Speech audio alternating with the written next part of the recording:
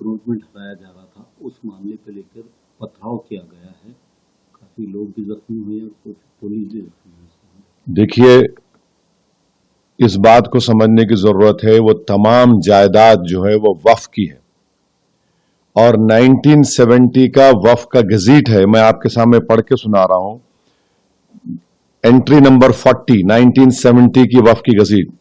ख्वाजा फैज इलाही mask alias मस्जिद गोसियान and graveyard, over 100 years. 1970 में gazette government issue करती है सरकार, उसमें इसका जिक्र है।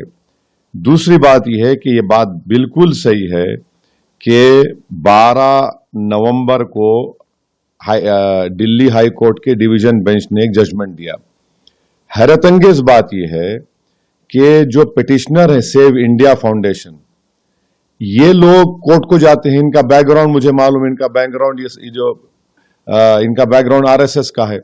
ये लोग कोर्ट को गए, सेव इंडिया फाउंडेशन और एमसीडी को पार्टी बनाया गया, तो कोर्ट ने यह कहा कि एक ज्वाइंट सर्वे रिपोर्ट है जिसको उन्होंने एनक्लोज किया।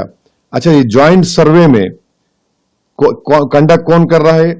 एमसीडी के लोग, डीडीए के लोग और आपके एलएनडीओ के लोग, रेवेन्यू डिपार्टमेंट के लोग और पुलिस ऑफिशियल्स। भाई, जब जायदाद वक्फ की है तो वक्फ क्यों नहीं है सर्वे में? सर, 1970 का वक्फ का गजीट एंट्री नंबर 40, वो लिख रहा है कि 100 साल पुरानी वक्फ है ये। सर्वे हुआ, सर्वे में ये लोग नहीं है। और तीसरी हैरतअंगेज बात यह है कि ये कोर्ट के ऑर्डर में कोर्ट ने कैसे तय कर दिया कि जमीन उनकी है? कोर्ट को यह चाहिए था कि वो वक्फ ट्राइब्यूनल तय करता, वक्फ ट्राइब्यूनल को नहीं गया। चौथी बात यह है कि जब कोर्ट ने कहा कि एलडीओ की है, तो उस वक्त दिल्ली वक्फ बोर्ड के एडिशनल स्टैंडिंग काउंसिल बैठे हुए थे कोर्ट में, इन्होंने कोई इतराज नहीं किया। पांचवी बात यह है कि कोर्ट ने कहा कि एमसीडी के डिप्टी कमिश्नर को, भाई डिप्टी कमिश्नर अपने ही मामले में कैसा फैसला करेगा बताइए? ये तो प्रिंसिपल्स ऑफ नेचुरल जस्टिस के खिलाफ है। तो इसीलिए दिल्ली वक्फ बोर्ड को चाहिए था कि इसमें पार्टी बनते, ये जो ऑर्डर आया, और उसको बताते कि भाई ये 1970 की गजीट हमारे पास है, ये वक्फ की प्रॉपर्टी है। तो ये नहीं किया गया। फिर जब ये ऑर्डर आ गया तो दिल्ली वक्फ बोर्ड को और वहां की कमेटी को इसके खिलाफ रिव्यू डालना था।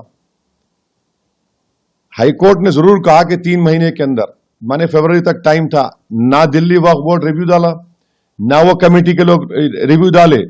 और नतीजा क्या निकलता है कि वहां पर वक्फ की जायदाद को, क्योंकि कोर्ट को आप जाकर पार्टी नहीं बने और कोर्ट ने एक गलत फैसला लिया प्रॉपर्टी का, वो तो वक्फ ट्राइब्यूनल डिसाइड करना है कि कौन उसका मालिक है या नहीं। तो इसीलिए, और एक चीज, ये जो वक्फ है, ये वक्फ दिल्ली वक्फ बोर्ड को हर साल वक्फ चार्जेस दे रहा है 20%। दिल्ली वक्फ बोर्ड लिखता है 70%। तो ये केस चल रहा है अभी हाई कोर्ट में। तो इससे साफ तौर से मालूम हो रहा कि ये जो एलडीओ है, ये LDO ministry of urban affairs के तहत है। तो मरकजी हुकूमत और दिल्ली की मिलकर, और उस वक्त का जो एडमिनिस्ट्रेटर वक्फ बोर्ड का था और एमसीडी का हेड था, एक ही आदमी था। ये इसलिए कि मैं वक्फ का मेंबर था, मेरे को मालूम इसमें, और वकीलों से बात किया मैं। तो ये सरासर गलत है। अहम बात यह है कि प्लेसेस ऑफ वर्शिप एक्ट 1991 क्या है बताइए फिर? 1947 15 अगस्त में जगह मस्जिद थी और ये सब मस्जिद की हिसार में था। कैसा आप लोग करिए? पार्लियामेंट का कानून है, उसको भी बाला तायक रख दिए, तो उसको भी धज्जियां उड़ा दिए।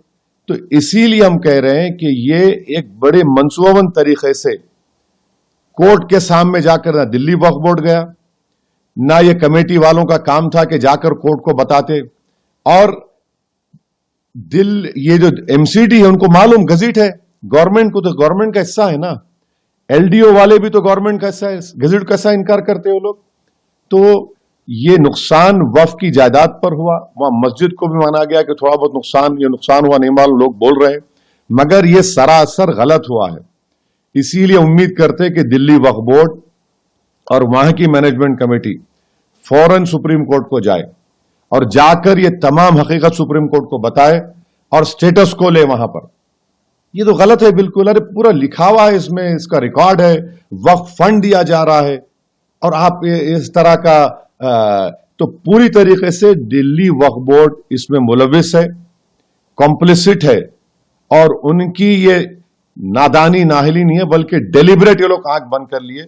और फिर ये जो जो पिटिशनर है, ये तो सबको मालूम, ये लोग हर जगह जाके इस तरह की चीजों को उठा रहे। तो ये इस फैसले के खिलाफ फौरन SLP डालकर स्टेटस को लेने की बहुत जरूरत है, मगर वक्फ की जायदाद का नुकसान हुआ इसमें।